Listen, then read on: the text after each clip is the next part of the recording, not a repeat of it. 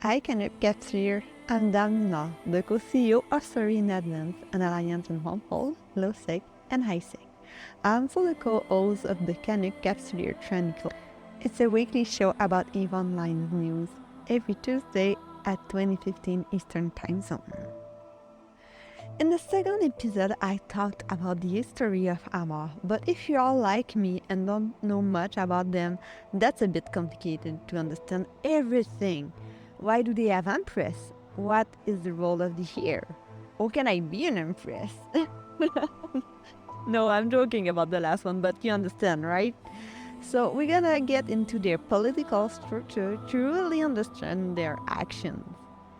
That's the second episode of a series of 4 about Amarr Empire. In the description of the show, I give you the guideline to help you follow me. I also decided that it's gonna be only 4 episodes of them because some of their notable characters should have their own episode instead of a little 5 minutes of glory in the middle of the other notable characters. So I'm gonna make episodes about some of them after I cover the 4 empire. I hope you're gonna enjoy to dive into the political structure of the Amarr with me. Also keep in mind that I'm doing the podcast to get better in English, and you should know that now. Well, I'm sorry in advance.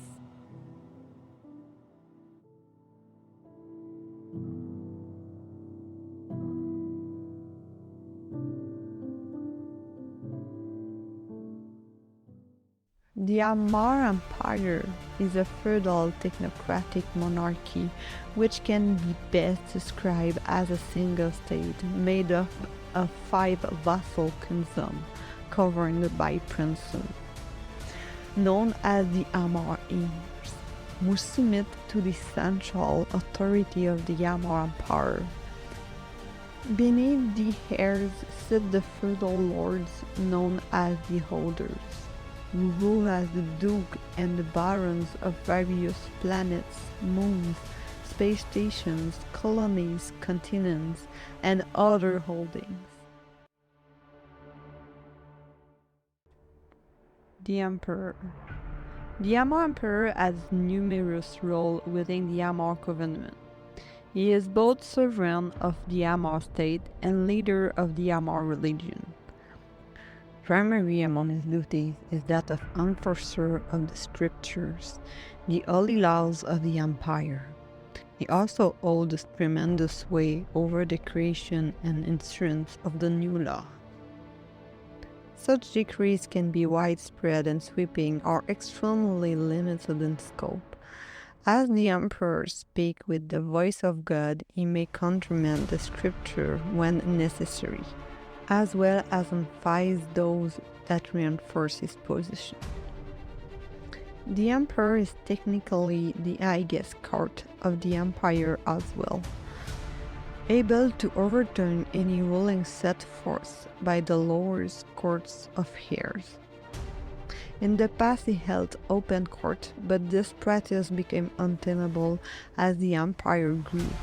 These days, the emperor only levies judgments in extreme cases, such as when the empire itself is armed.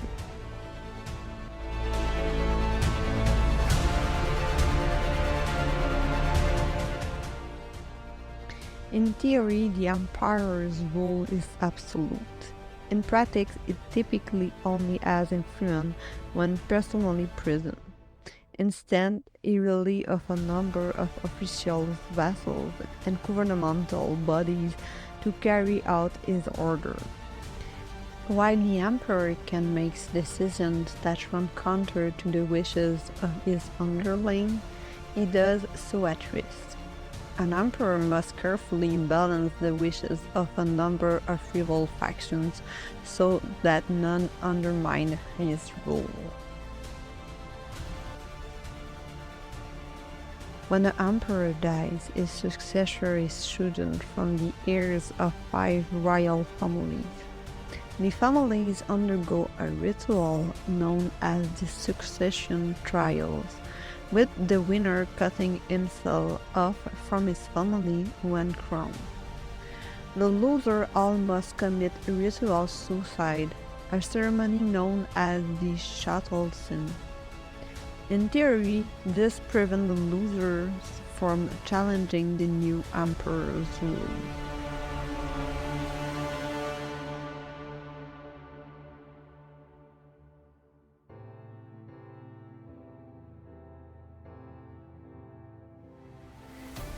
The heirs. The Amarr heirs are the heads of the 5 royal families who hold permanent seats on the Privy Council. They are the Untitled Chapter, Cador, Cor Azor, Sharon, and Tashmurkon's families. The heirs are often compared to kings or princes of vassal kingdom. The heir function in a way similar to the emperor, albeit on a more limited scale. They are responsible for keeping the peace and enforcing the empire's laws. They may also create their own laws, which may be limited or broad, for the greater good or openly capricious. They also collect taxes, regulate trade, and act as judge and jury for their own vassal. In some ways, they are less fettered than the emperor, as their domains are so subdivided that organized opposition can rarely mobilize. However, widespread abuses by the heirs have historically met with severe repercussion.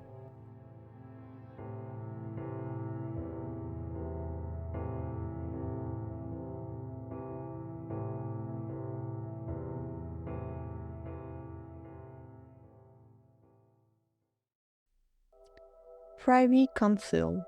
The Privy Council is technically the governing body of the empire, but in reality it is a political battleground for its members. It is composed of the emperor, the 5 heirs, the imperial chancellor, and court chamberlain. The high beacon of the Technology Council, the Canon family representative, the heads of the 5 Imperial Ministries, and the Grand Admiral of the Imperial Navy. The Council holds informal meetings known as closed sessions, attended by the Emperor, heirs, and Chamberlain. Full sessions with everyone in attendance are rare. The council is almost always split into various factions vying for their own way. The emperor must carefully juggle their interests, trying to keep from angering any one faction too much. It has often been joked that if the council does not end with every side feeling it has lost, the emperor has done a poor job.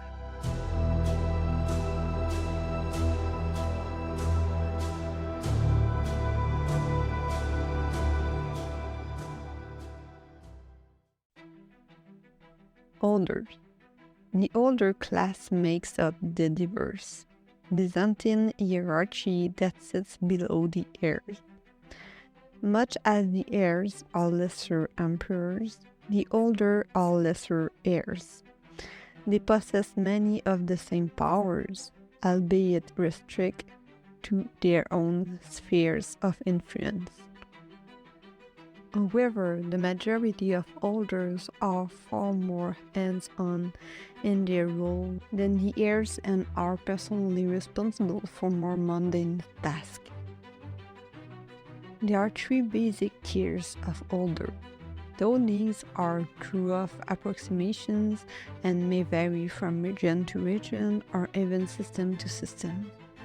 At the top are elders who oversee entire constellations or groups of systems. Somewhat below them are the elders who control individual systems.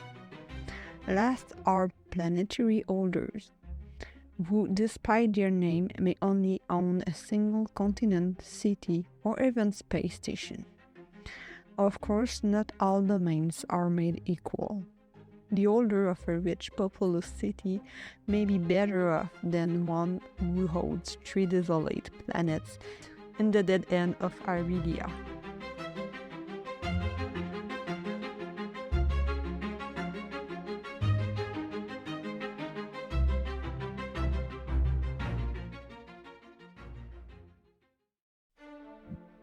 Imperial Courts. The Empire possesses 2 separate empire-wide courts. They are typically referred to as the Imperial Court and consist of the Theology Council and the Civic Courts. The Theology Council is by far the more powerful and prestigious of the 2, as it deals with religious crimes which hold a much wider scope in the empire that is often realized. The civic courts deal solely with secular matters, limiting both its influence and power. In truth, the civic court tends to deal with commoners, misdemeanors, crime, and violation of local ordinances. The Theology Council deals with any crime that is prescribed by the scriptures. This covers a wide range of potential crimes, everything from murder and heresy to theft and adultery. The Theology Council acts as an appeals court for both the civic courts and the courts of holders and the heirs.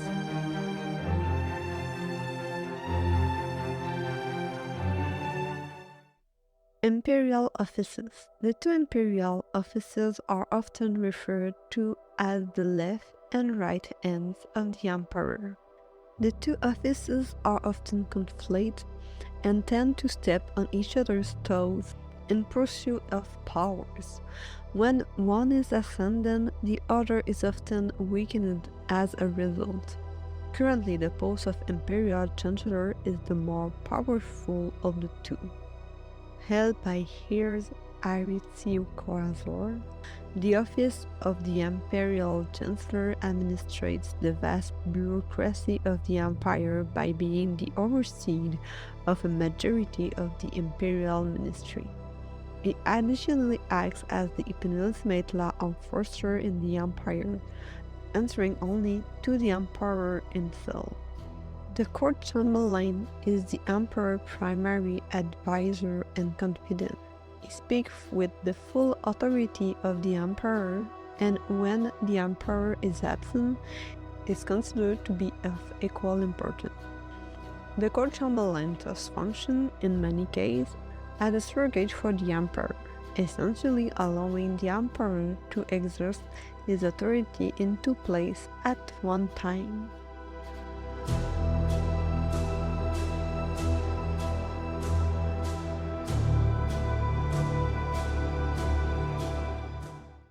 Imperial Ministries. Finally, the imperial bureaucracy is overseen by several ministries. These ministries are all highly political and can engage in skullduggery easily equal to that of the most cunning heir. Each wields enormous power and influence, particularly over the commoners of the empire. The Amarr Civil Service is the largest employer in the empire and deals with the more mundane acts of governance. It is responsible for issuing permits, managing the imperial archive, maintaining public utilities, and overseeing the infrastructure of government. The Amarr Trade Registry oversees the finances of the empire. It monitors all commercial transactions within the empire, at least those made legally, and collects taxes for the emperor. With its ends in the economy of the empire, it is perhaps the most important of all ministries. The Ministry of Assessment has fallen on hard time recently, as exploration by the empire has slowed significantly. It continues to hold dominion over the empire's natural resources and parcel out contracts to various holders to exploit those resources. The Ministry of Internal Order is the primary intelligence and police force within the empire. It works alongside the theology councils to root out heretics and keep the peace. It's also spy on foreign nations, though it is regarded as less adept at this than the intelligence offices of the other empires. Finally, the Ministry of War oversees all branches of the Empire's armed forces, including the cluster's largest navy, the Imperial Navy. While traditionally staffed by civilians under the rule of Jamil I, the ministry has become far more militarized and now acts as a central command for the Empire's military.